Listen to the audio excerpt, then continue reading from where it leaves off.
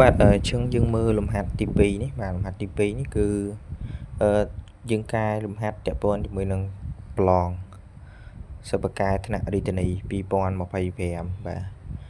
ដើម្បីត្រៀមប្លង់2026បន្តទៀតបាទឬក៏ត្រៀមឆ្នាំក្រោយៗទៀត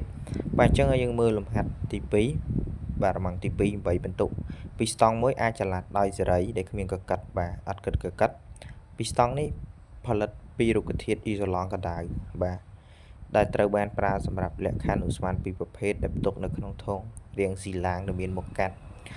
1ដេស៊ីម៉ែត្រការ៉េដើមឡើយគេទប់ពីស្តង់ឲ្យនៅនឹងផ្នែកម្ខាងនៃធុងផ្ទុក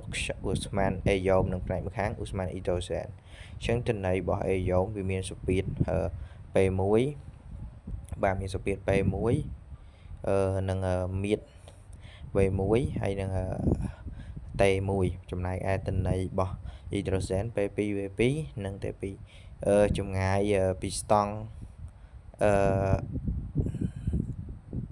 គណនាចម្ងាយចូលរបស់ពីស្តង់ឬក៏ម្លាស់ទីរបស់វាហ្នឹង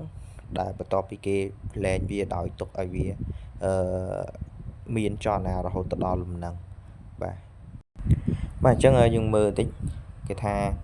គណនាចម្ងាយចូលរបស់ពីស្តង់អញ្ចឹងពេលពីស្តង់មានលំនឹងនោះសម្ពាធនិងសីតុណ្ហភាពនៅផ្នែកទាំងពីរនៃធុងដូចគ្នាអញ្ចឹងសមីការភាពរបស់វានេះគឺយើងតាក់ទងជាមួយនឹងអានេះយើងគិតបូកបំរែមរួមមៀតនិងដកបំរែមរួមមៀតន័យថាធុងពីរហ្នឹងសម្ពាធធុងទី2នេះគឺវាកើនបាទកើនម្លាស់ទីដល់ពេលអានេះវាថយចុះបាទថយចុះបាទអញ្ចឹងយើងសម្រួលសីតុណ្ហភាពនិងសម្ពាធពីចោលទៅនៅសល់តែ n1 លើ n2 v1 ដល់ delta v លើ v2 បូក delta v បាទយើងគុណខ្វែងវាហើយយើងទាញ delta v បាទនេះដល់កន្លែងនេះណាបាទ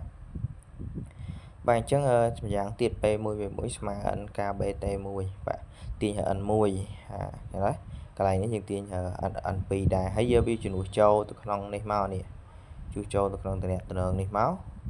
ហើយយើងគណនាវាធម្មតាមកគណនាវាធម្មតាហើយបន្ទាប់មកយើងដឹងហើយថា data v គឺវាស្មើ a data x គុណជាមួយនឹង a បាទអញ្ចឹងយើងទាញ data x មកស្មើ data v លើ a បាទអញ្ចឹងយើងគណនាបានតម្លៃ 1.30 ដេស៊ី